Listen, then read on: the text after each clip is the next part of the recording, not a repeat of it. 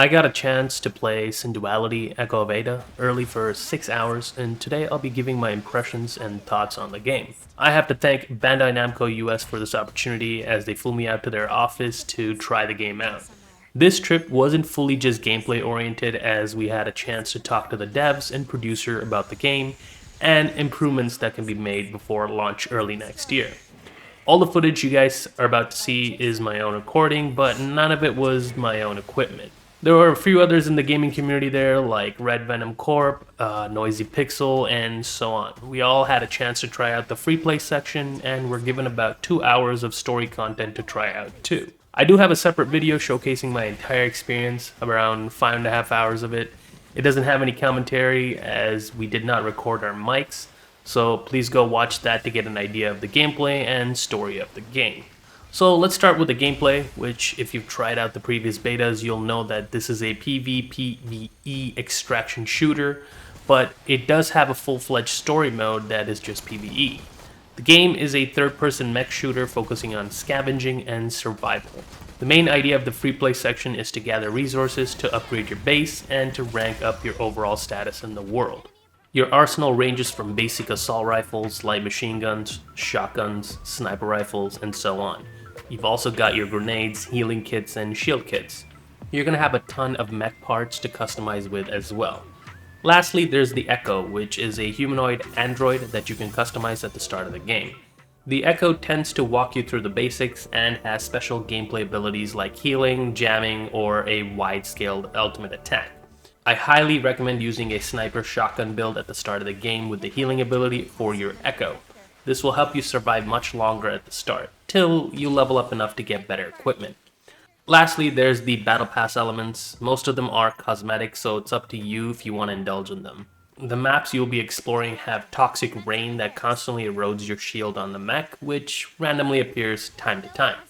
This is an environmental hazard which you must navigate through by either hiding in buildings or using shield packs to regen your shields. If the shields are completely depleted, your mech's health bar starts depleting in the rain. Other hazards to watch out for include the many mutated enemies and rogue bandit mechs. Depending on your luck, you can meet other players who you can temporarily team up with or fight for their loot. Now, it has to be mentioned that there are pros and cons to fighting other humans. The biggest positive for killing other players is that you can loot all their stuff, which can earn you tons of money. Of course, if they have cool mech parts and weapons, you can use it for yourself.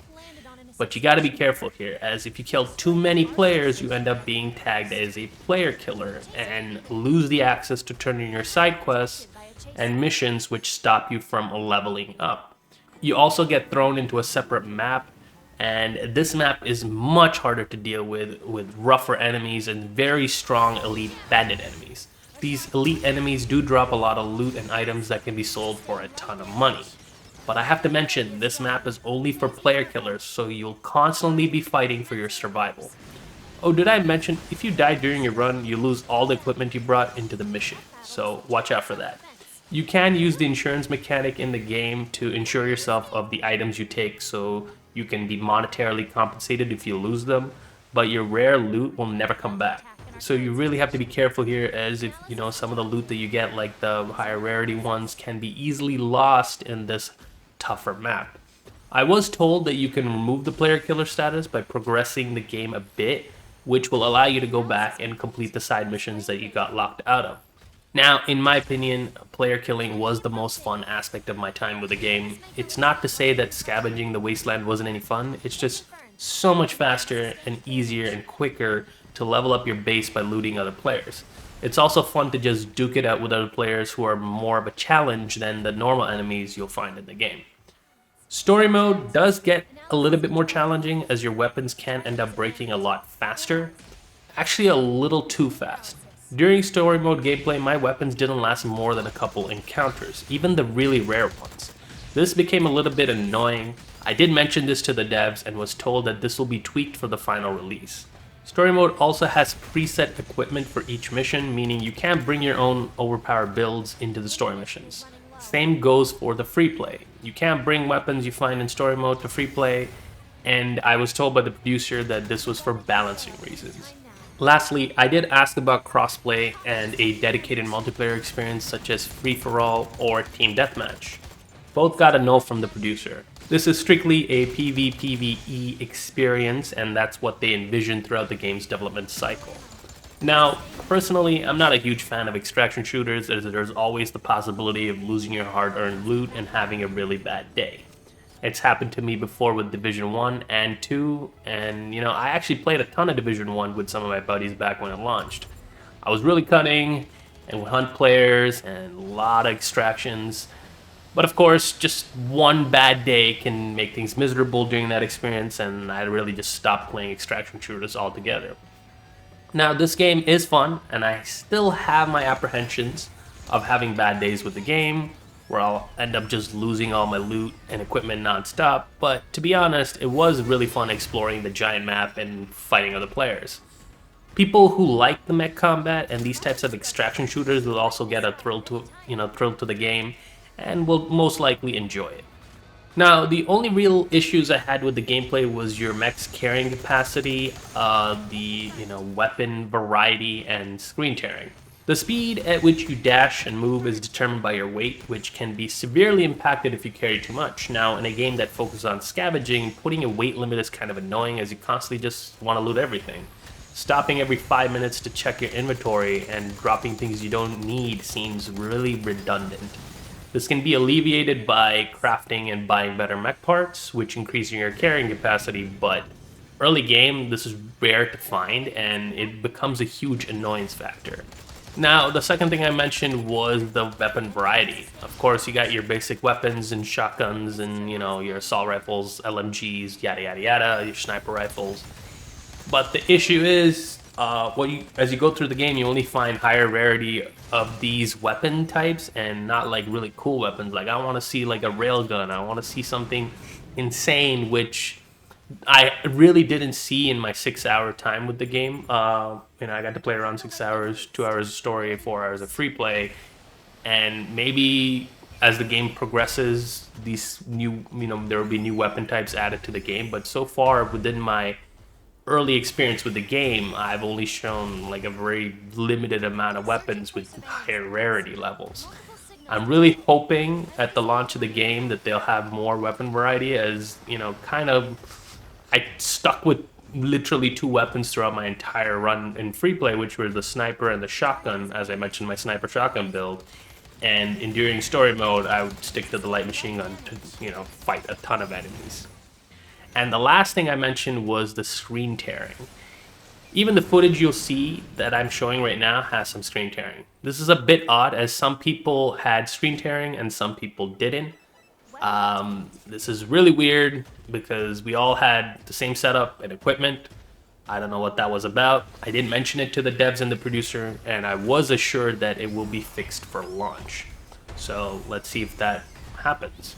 And I did mention I was playing on the PC version of the game. We all had our own setups, everything, all yada yada yada.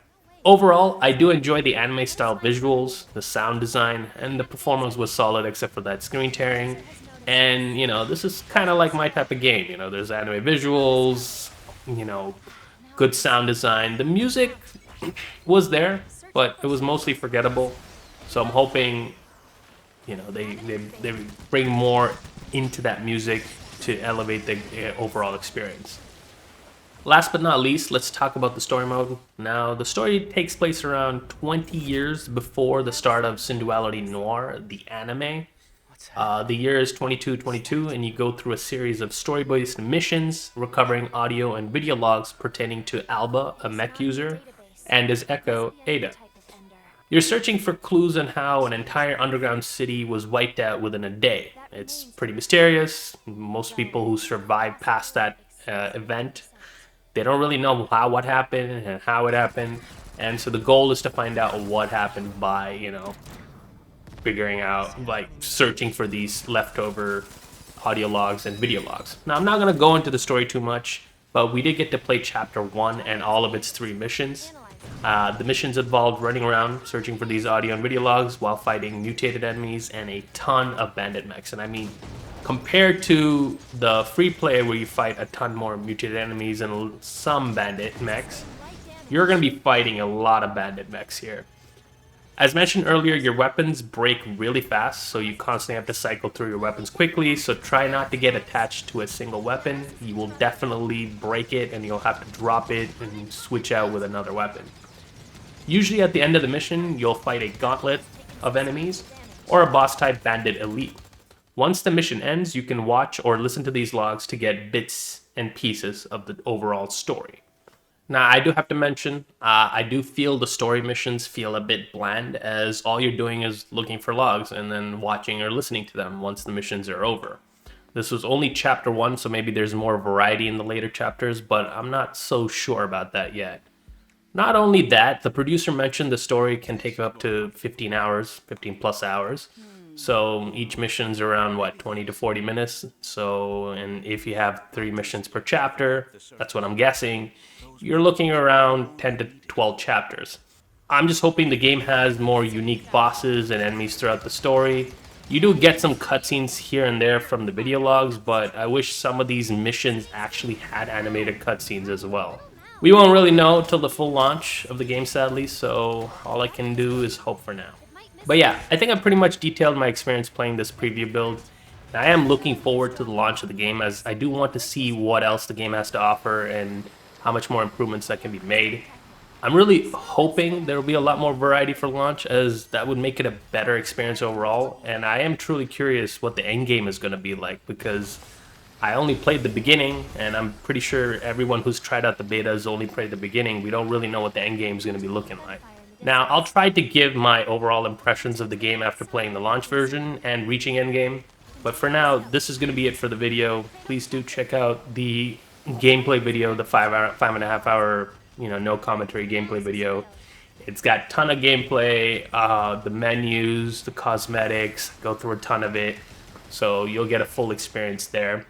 If you guys have any specific questions about the game, do ask in the comments and I'll do my best to answer it. But yeah, other than that, hope you guys enjoy, and thanks for watching.